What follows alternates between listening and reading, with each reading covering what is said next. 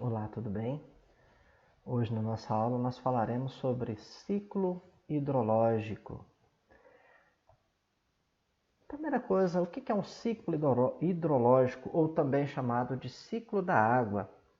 É o movimento que a água faz, o movimento contínuo que ela faz entre o solo, a superfície e a atmosfera. Esse movimento ele faz através da evaporação das águas dos oceanos, dos rios, dos lagos, das plantas e dos animais, formando as nuvens e ela volta para a superfície através da precipitação.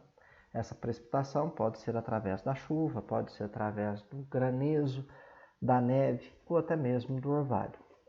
Fica mais fácil para a gente entender nessa ilustração. Aqui nós temos aquelas águas superficiais, os rios que vão formar os oceanos, os lagos, vão desaguar nos oceanos, nos lagos. Parte dessa água que está na superfície ela evapora, graças à radiação solar. Uma parte dela é pela transpiração das plantas, que nós chamamos de evapotranspiração. A formação das nuvens. Nessas nuvens, a água ela está em forma de vapor. Depois, quando diminui a temperatura nessas nuvens, ocorre mudança de estado da água. Ela passa do estado de vapor para o estado líquido, ocorrem as precipitações. Também pode acontecer dessas gotas de água que estão presentes nas nuvens, elas congelarem, virem através de granizo, ou até mesmo vapor de água congelar, formando a neve. Essa água ela volta novamente para a superfície, parte da água vai infiltrar no subsolo, nos lençóis de água. Esses lençóis de água eles serão responsáveis pelo surgimento de alguns rios, das nascentes de alguns rios. Parte desses rios também podem ser formados pelo derretimento da neve presente nas montanhas e nas geleiras. Na atmosfera, então a água ela tem os seguintes caminhos. Ela volta para a superfície através, como eu já disse anteriormente, chuva, granizo, orvalho e neve. Agora, como que essa água ela vai precipitar, quais os caminhos que ela vai percorrer no continente? O primeiro desses caminhos, ela vai infiltrar pelo solo. Ela vai infiltrar pelo solo e pelas rochas, podendo formar os aquíferos, os lençóis freáticos. A partir desses lençóis freáticos é que nós teremos a formação das nascentes, das fontes, dos pântanos, que vão dar origem aos rios, que vão alimentar os lagos. A água, ela flui lentamente pelas rochas e pelos espaços vazios do solo. E ela pode ficar armazenada também nesse subsolo, formando os chamados aquíferos. Ela escoa pela superfície. Nos casos, quando a precipitação ela é maior e o solo não tem condição de absorver toda essa água, ela vai escoar pela superfície. É o que ocorre, por exemplo, com uma enchente. Ela evapora com a radiação solar e isso ela volta novamente para a atmosfera, continuando o ciclo hidrológico novamente. E ela também pode evaporar diretamente dos rios, dos oceanos, dos lagos ou pela transpiração das plantas e animais. A transpiração das plantas é chamada de evapotranspiração, que é a evaporação com transpiração junto. E ela forma também, no estado sólido, o gelo que está presente nas montanhas e também nas geleiras. Agora, da água no mundo. Do total de água que nós temos no nosso planeta, a maior parte do nosso planeta, a superfície do nosso planeta é coberta por água, cerca de aproximadamente 75% dessa superfície. 97,5% é composta por água salgada e apenas 2,5% de água doce. A água doce é a que nós utilizamos. Dessa água doce, desses 2,5% do total de água que nós temos no planeta, nós temos 69,5% da água que está nas geleiras, 30,1% que está nos subsolos e 0,4% que estão nos rios, nos lagos, nos pântanos e na atmosfera. Então, desse percentual, que é apenas 2,5%, nós temos 0,4% de 2,5% que está presente nos rios, nos lagos, nos pântanos e na atmosfera. São aqueles que são mais utilizados pelo homem, né? Agora, o consumo de água. A população do mundo ela tem aumentado muito, principalmente nos últimos 50 anos. A população do planeta aumentou muito. Automaticamente, com isso, há o consumo maior de água. As pessoas estão vivendo mais nas cidades. Isso também faz com que haja uma pressão maior no fornecimento de água. Por isso, em algumas áreas do planeta, nós já temos situações de escassez de água. Está faltando água. A população, às vezes, fica sem a oferta desse bem tão necessário. Os lugares mais críticos para essa falta de água. Nós temos a China, a Índia, o México e uma região do continente africano chamada de Chifre da África. Nessas regiões, os lençóis freáticos têm sido utilizados, mas eles têm reduzido muito a oferta dessa água. E isso pode acontecer que daqui a um período de 20 a 30 anos, eles possam não conseguir mais absorver essa água do lençol freático. Em outras regiões, existe água, mas a água está em pequena quantidade. E muitas vezes isso vai levar a uma disputa por essa água. Nós já tivemos guerras promovidas pelo controle da água. Que regiões são essas? O Oriente Médio, o Norte da África e algumas regiões do México também. Por outro lado, alguns países que se desenvolveram, que se tornaram nações muito desenvolvidas e ricas, com o grande processo industrial que tem a expansão da sua população, o consumo de água aumentou também. E isso tem causado uma pressão muito grande sobre esse fornecimento de água. Aí nós temos como algumas regiões a ilha de Taiwan, o Vale do Rio Reno na Europa, a Austrália e algumas áreas do meio-oeste americano. O meio-oeste americano ele é característico pela grande quantidade de terras utilizadas pela agropecuária. E por fim, nós temos regiões que têm uma grande quantidade de aquíferos e principalmente de rios. Nesses países nós podemos citar o Canadá, a Rússia, Brasil, Indonésia e Nigéria. Mas isso vem a mostrar que a água ela está mal distribuída no planeta. Alguns lugares têm muita água, a água chega até a sobrar. Em outros lugares, nós temos a escassez de água. Alguns analistas afirmam que no futuro nós poderemos ter um número maior de conflitos causados justamente por essa má distribuição da água. Nesse mapa, dá para nós vermos algumas regiões e como está a questão do consumo, da escassez ou se não há essa escassez. Nós temos aqui na América do Sul pouca ou nenhuma escassez de água. O Brasil está nesse grupo. Na América do Norte, nós temos uma parte dos Estados Unidos, do Canadá, que nós não temos essa escassez de água. Algumas regiões da Europa, algumas regiões da Rússia. Aqui nós pegamos uma parte da China, os países do Sudeste Asiático e também parte da Austrália e Nova Zelândia. Agora a escassez física, ou seja, você não vê essa água, mas ela tem no subsolo. Nós temos algumas partes da América do Norte, entre Estados Unidos e México, o norte da África, o Oriente Médio, partes da China, da Índia, partes da Austrália. E nós vemos aqui também no sul do continente africano. Escassez econômica da água.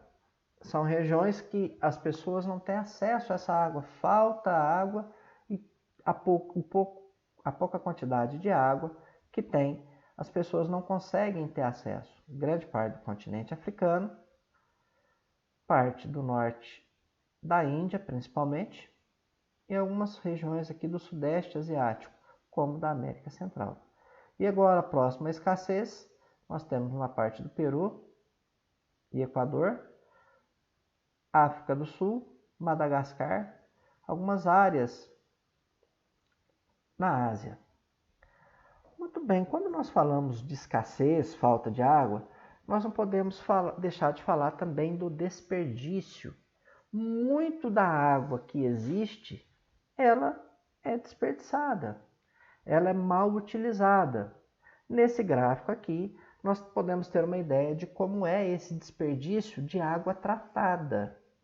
A água tratada é aquela que é coletada pela companhia de saneamento e é distribuída pelas casas.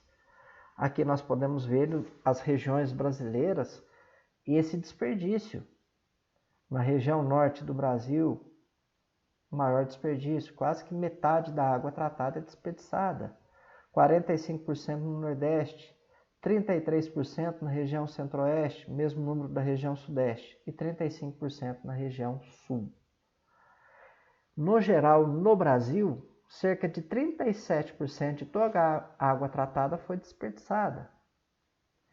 Isso ocorre de que maneira? O mau uso dessa água, as pessoas utilizando de qualquer jeito a água, problemas nos encanamentos de distribuição dessa água, como vazamentos, por exemplo, e a má utilização desses recursos, né? Todos esses são problemas. Essa é uma fonte do Ministério da Saúde, do Ministério das Cidades de 2013. Agora vamos falar um pouquinho sobre uma bacia hidrográfica. O que é uma bacia hidrográfica? O que faz parte dessa bacia hidrográfica? A bacia hidrográfica é um conjunto formado por um rio principal e seus afluentes. Mas o que quer dizer isso? Rio principal, afluente? Primeiramente, o local onde surge um rio, nós chamamos esse local de nascente. É o local onde ele vai surgir. Então ele pode surgir graças à água do lençol freático que vem até a superfície através das nascentes, ou ele pode surgir, por exemplo, pelo derretimento de neve, pela chuva, a água da chuva também, que ela vai alimentar esses rios. Esse daqui é o rio principal. Esses rios menores que vão desaguar nele são chamados de afluentes. São rios ou cursos de água que têm um volume de água menor. Então eles vão despejar suas águas nesse rio que é maior. Aonde passa o rio principal, nós chamamos de leito principal, ou onde está o rio principal. O lençol freático é aquela água subterrânea que vai alimentar essas nascentes de água. Um outro elemento importante, que são os divisores de água. Aqui mostra por essa linha tracejada. Mas o que são os divisores de água? Os divisores de água são as formações do relevo que vão separar as bacias hidrográficas. Então, separam um rio de outro. Aí nós temos aquelas bacias formadas por rios menores, que são chamadas de microbacias. E aquelas que já são um pouco maiores, que são chamadas de subbacias.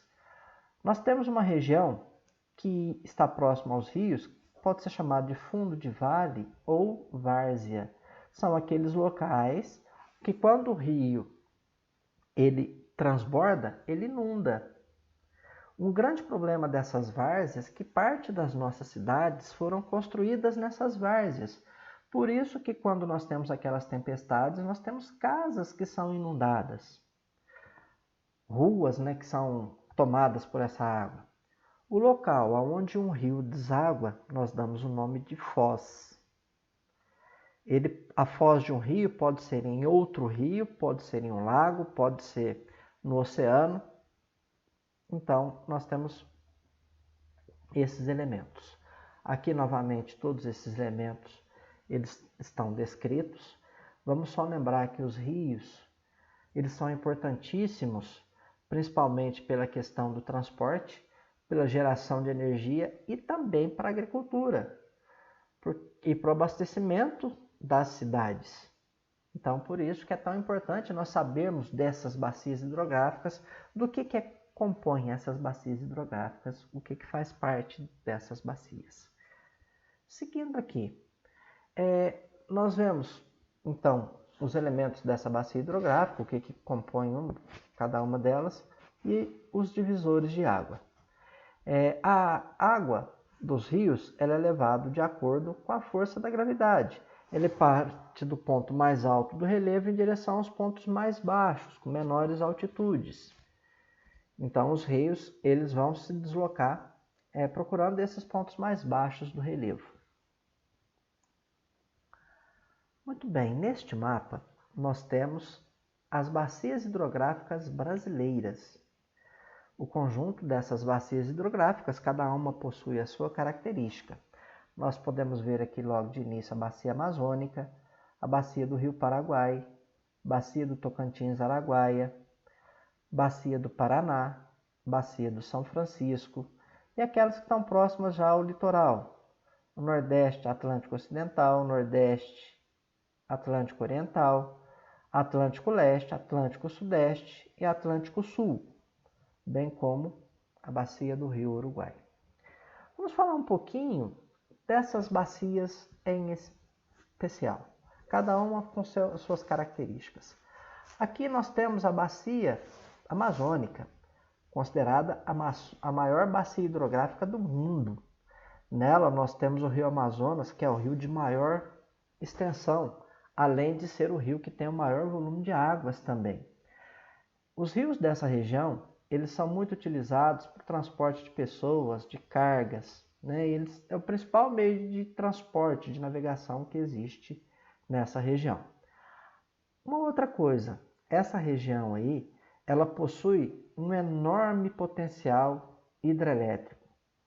Ou seja, ela pode ser utilizada para geração de energia elétrica, tem o maior potencial hidrelétrico do Brasil, mas ainda não há a instalação dessas usinas hidrelétricas nessa região.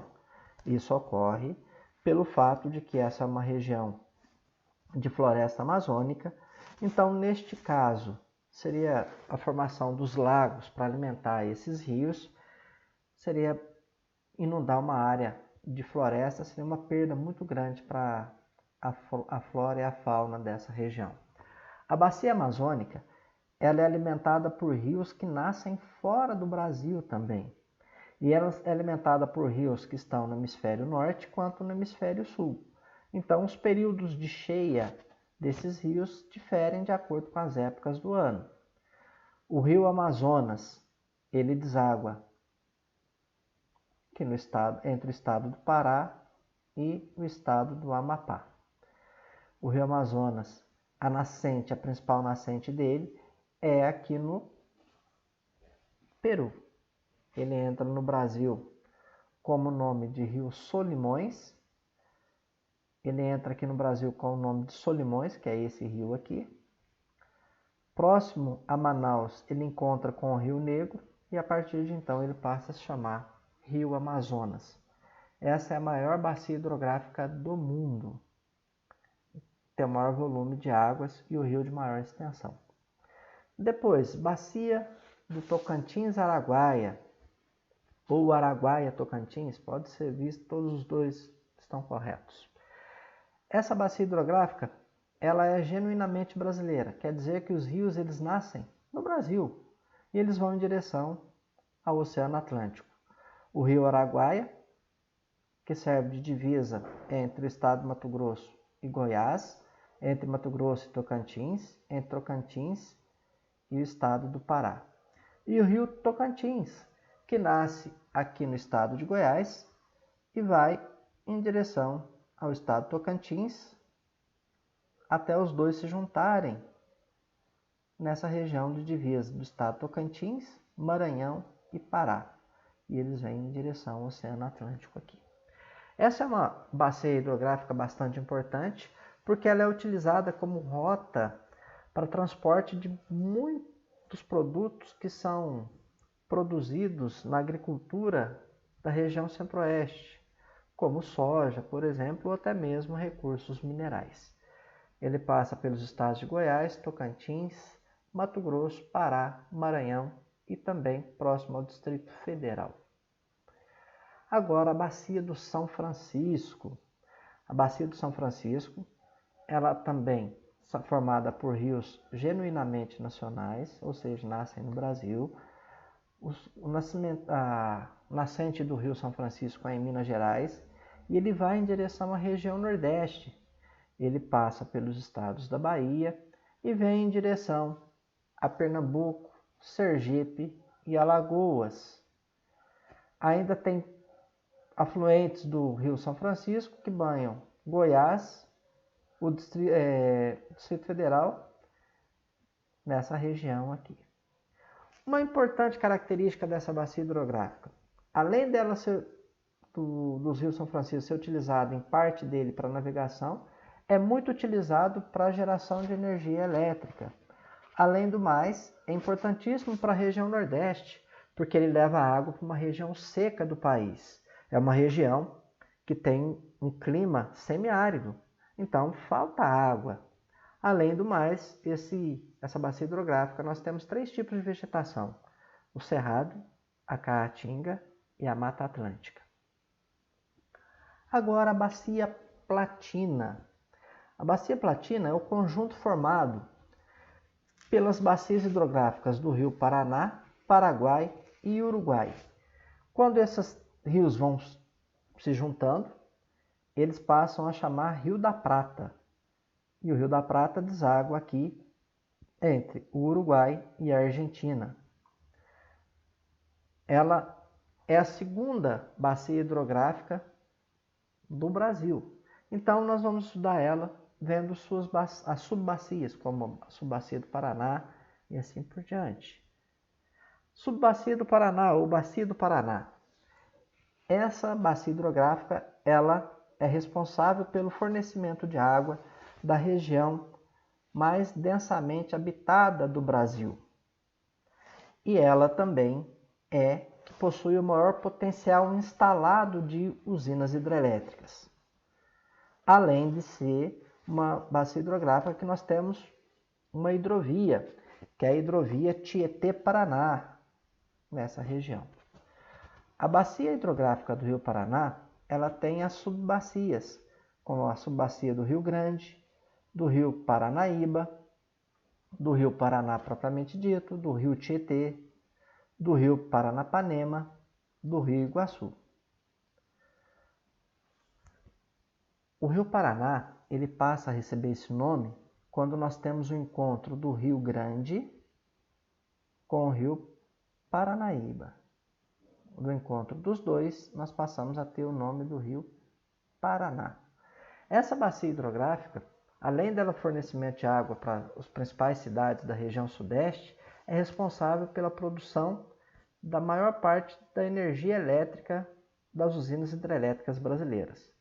Então é uma região que nós temos, além da concentração populacional, uma concentração de indústria, sendo ela importantíssima para essa geração de energia. Agora, aquelas bacias hidrográficas que são menores, são bacias hidrográficas que elas percorrem um pequeno território até desaguar nos oceanos. Então nós temos a bacia do Uruguai, que fica no extremo sul do Brasil, principalmente no estado do Rio Grande do Sul. E ele nasce, alguns desses rios, eles são divisores entre o estado de Santa Catarina e do Rio Grande do Sul, e servem também como fronteira entre a Argentina e o Brasil. Aí na bacia do Rio Atlântico, do Oceano Atlântico, nós temos a bacia Atlântico Sul-Nordeste, são aquelas que estão localizadas na região Nordeste, que elas têm uma importância muito grande para a região onde elas vivem, uma vez que algumas áreas têm escassez de água. Bacias do Atlântico Sul-Leste é formada pelos os rios que banham parte dos estados de São Paulo, Minas Gerais, Rio de Janeiro, Espírito Santo, Bahia e Sergipe. Nós temos 2 rios importantíssimos nessa bacia, que é os rios Doce, aqui de Minas Gerais, e o rio Paraíba do Sul, que fica próximo às divisas entre São Paulo e Rio de Janeiro. E as bacias do Atlântico Sul-Sudeste, percorre estados do Rio Grande do Sul, Santa Catarina, Paraná, São Paulo e uma parte do Rio Uruguai. Aí os principais rios dessa bacia hidrográfica, os rios Jacuí, Taquari, Ribeira do Iguape e os seus afluentes. Bom, pessoal, espero que tenham gostado. Até uma próxima aula. Um abraço.